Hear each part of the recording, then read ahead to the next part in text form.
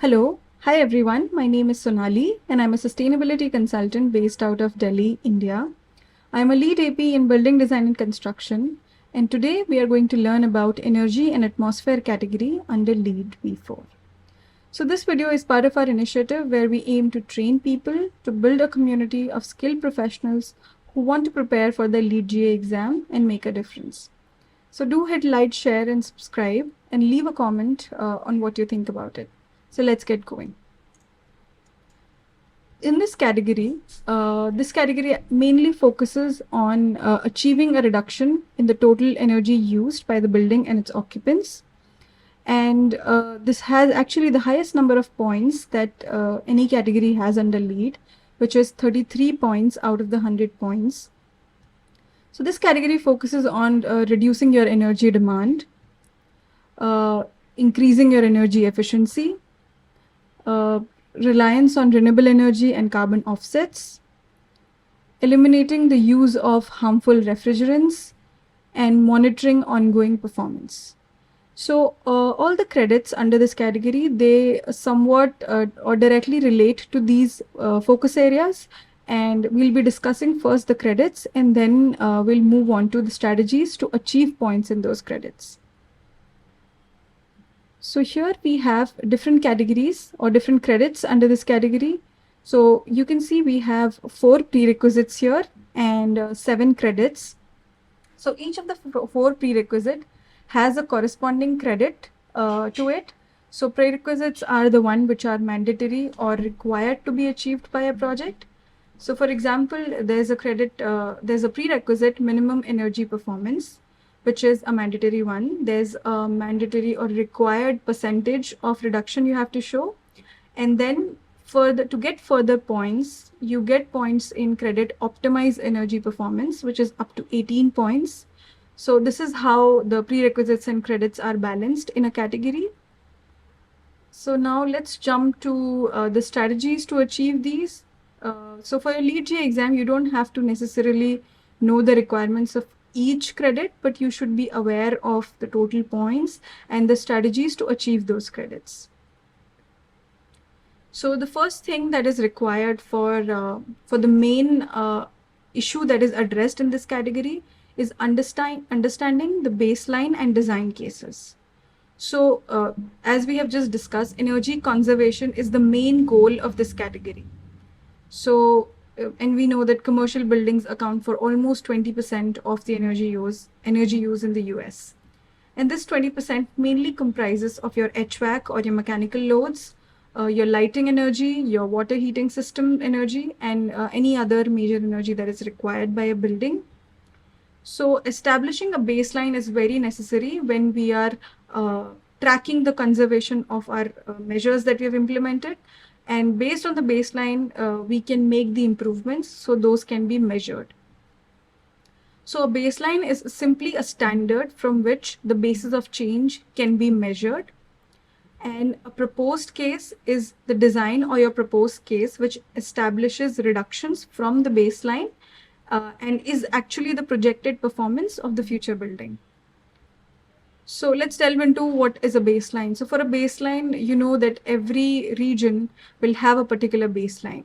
So it is important that a baseline is a standard one. So for any particular region or any particular type of building, there are certain standards, international standards that LEED accepts for the baseline. So for example, when you're setting a baseline, you might look at a standard practice in that particular region. And for this, to keep these baseline standard throughout for all the projects, these are set by third-party organizations, which are ASHRAE, American Society of Heating, Refrigeration and Air Conditioning Engineers, ANSI, American National Standards Institute, and IESNA, Illuminating Engineering Society for North America. So for your LEED exam, you should be remembering that ANSI, ASHRAE or IESNA standard 90.1 2010, energy standard for buildings except low-rise residential buildings, or simply ANSI, ASHRAE, AESNA standard 90.1 2010 is the basis of your baseline or is used as a standard to choose your baseline for any particular region. So this is something you should remember. And now we'll move into the reduction strategies, or basically how we can reduce our energy demand. So let's understand the intent behind it. So the intent of reducing energy demand is to reduce the peak demand of energy used in operation and maintenance of a building, and ultimately the energy use of the occupants. So it is important that we implement these strategies early in design so that they can yield us benefits in its operational phase. So this is an example of a commercial building and its major end users. So you can see that this is actually a building. This might be a building in a colder region. So you can see that the space heating energy is the highest.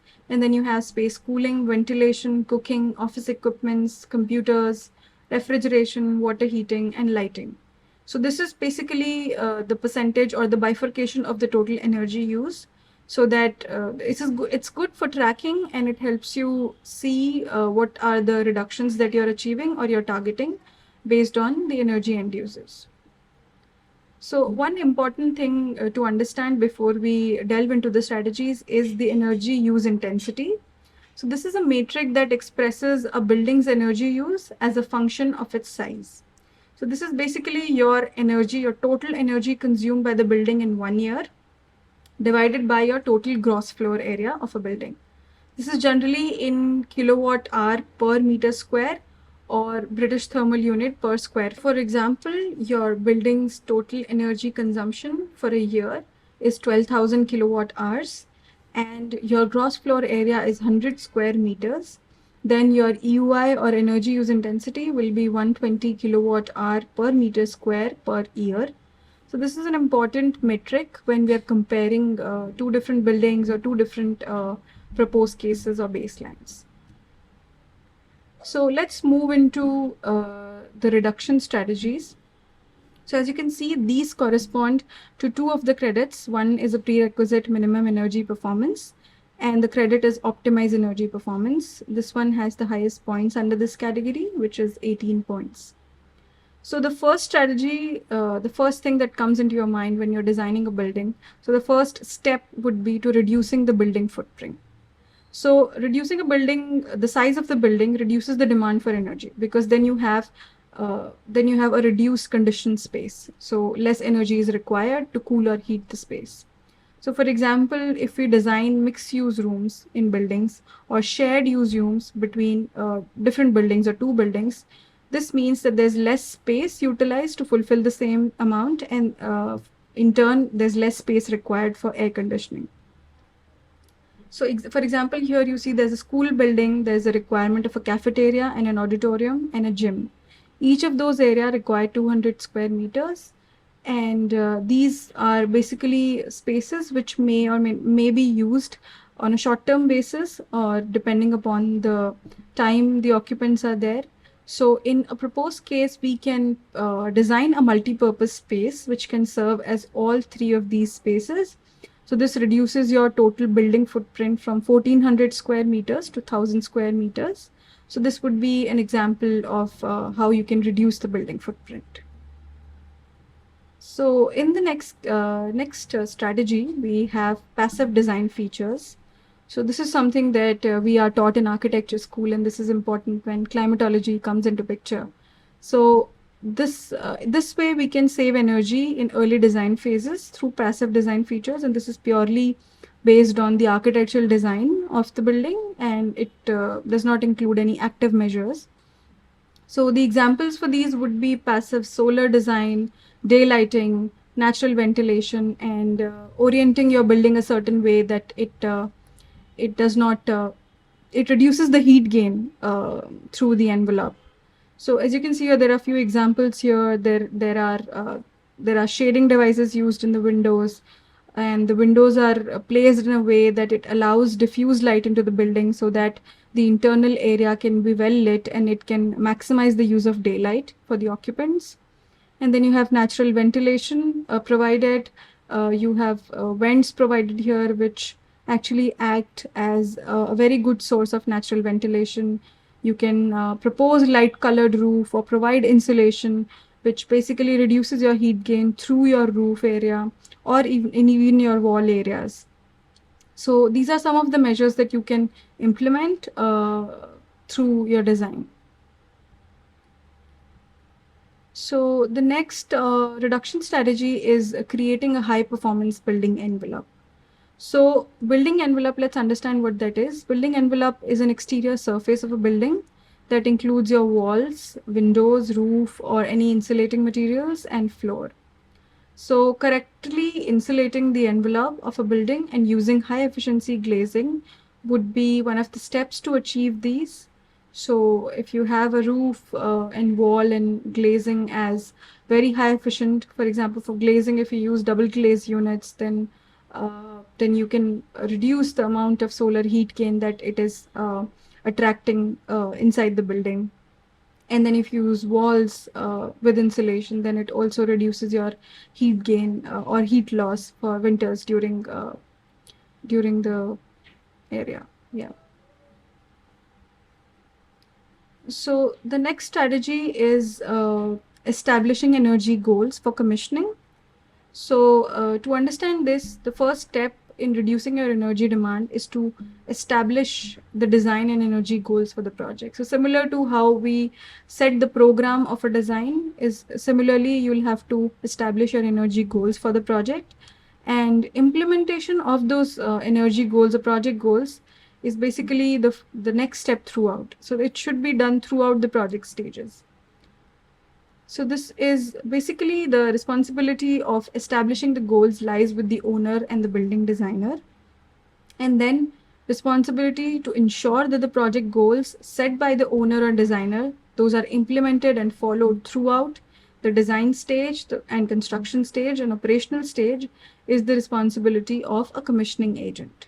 So this is where commissioning agents become important in terms of implementing the energy goals set for the project, and also in verifying that the implementation of those goals is as per actuals or as per the proposed design. So these things correspond to the credits fundamental commissioning and verification and enhanced commissioning, which has 6 points. So let's understand what commissioning means here. So the process of verifying and documenting that a building and all of its systems and assemblies, they are planned, tested, designed, operated, installed, and maintained to meet the owner project requirements, or OPR, we can say, that this process is called commissioning. So the project goals are set by the owner or the building designer, and that is covered in the owner project's requirement, and then those need to be verified and documented as the building design progresses through construction and operation, and this has to be maintained and installed and tested by the commissioning agent or commissioning authority. So this is generally, actually this is done by a third party commissioning authority, and this is contracted by the owner, and the commissioning authority reports directly to the owner, or in other cases where the projects are smaller than 20,000 square feet or 1860 square meter, any qualified member of the project team can take this activity, and you may not require a third party commissioning authority in case of projects under 20,000 square feet. So the next reduction strategy is energy metering and automated building controls. So these things correspond to the credits building level energy metering and advanced energy metering, which is of 1 point. So the reason of this being a reduction strategy is that monitoring your energy use is actually the foundation of reducing energy demand, because if you cannot measure something, then you cannot show the reduction in future, or you cannot propose strategies, because you need to measure in case of proposing a new strategy. So sub-metering, building automation, benchmarking, and commissioning all contribute to the measurement and verification that for the baseline case and design case for tracking building energy use. So the benefits of sub-metering is basically it helps in tracking your energy cost and usage. This can be done by area. Area by area, you can meter your space. You can meter your space by tenant wise if you have different tenants in a building. You can do it department wise, or you can do it equipment wise. So you can have a meter for each equipment, which is a high end use, high energy end use. So the information from the sub-metering, this can be used for load shedding or creating an overall energy savings plan, and also allocating cost for each of the energy end use. So for example, if you have a building level meter and your building has different end uses, then it can be metered at different equipment level, as you can see here as an example. So you can have a different meter for HVAC or chilled water, and different meter for lighting, different meter for water heating, AHUs, renewable energy, or any other end use. So if you remember, there was an energy percentage bifurcation at the initial of this video.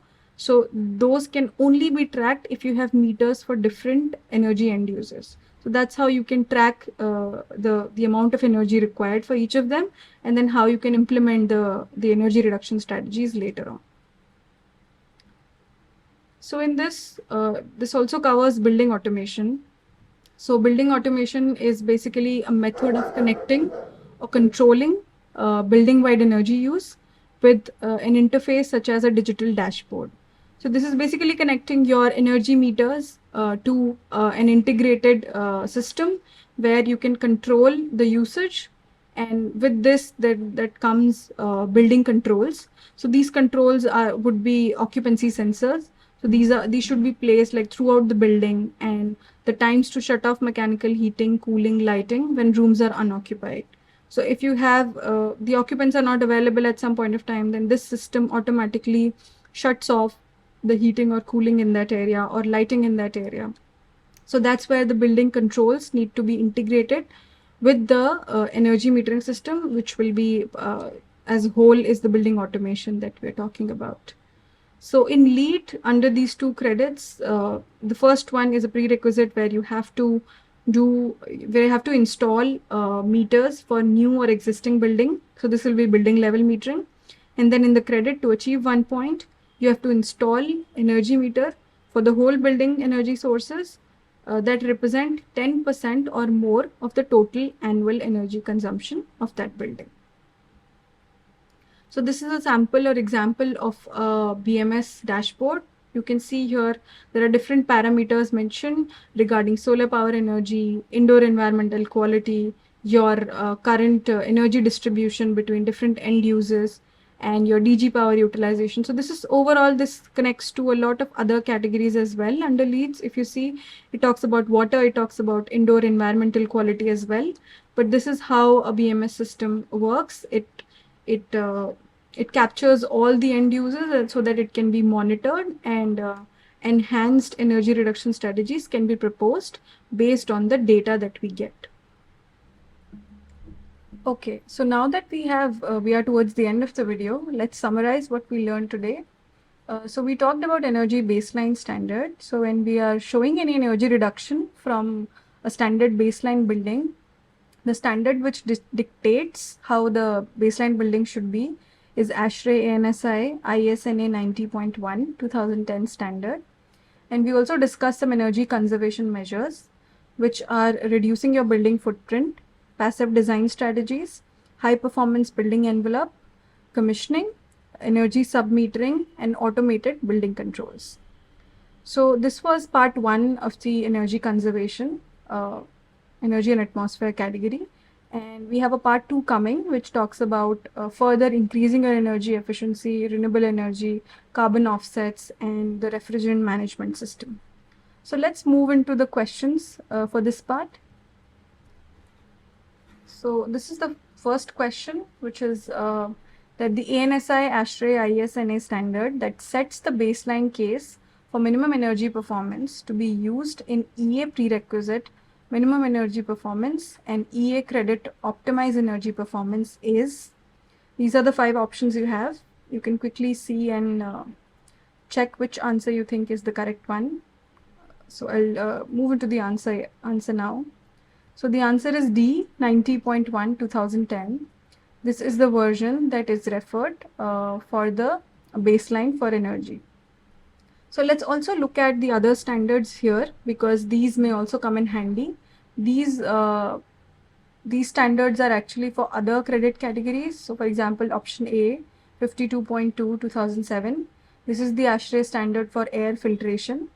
Option B, 62.1 2010. This is the standard for ASHRAE for ventilation and indoor air quality. Option C, 55 2010. This is the ASHRAE Thermal Comfort Standard. And option D, EPA Act of 1994. This is the standard which dictates the flow rates, baseline flow rates for indoor water use. So let's move to question 2. Who is the stakeholder on a project team responsible for verifying the performance and testing of building systems? Option A, commissioning authority. Option B, owner. Option C, building engineer. And option D, green rater. You can pause and check what you think is the right answer. So the right answer is commissioning authority. So we just discussed that commissioning authority or commissioning agent, they are responsible for the verification of the performance and testing of building systems. And the owner is the one who decides the project goals or energy goals. So let's move to question 3. So this source consumes the largest amount of energy in buildings. A, office equipment. B, water heating. D, lighting. C, lighting. Or D, space heating. So the right answer is D, space heating. So space heating consumes the largest amount of energy in buildings. This is because heating the space requires a significant amount of energy, especially during colder months. So this will be similar in case of a cooling dominated climate where the space cooling would be the highest. So this was all for this video. Stay tuned for part 2 of this video, and you can contact us here on the below given details. Thank you so much.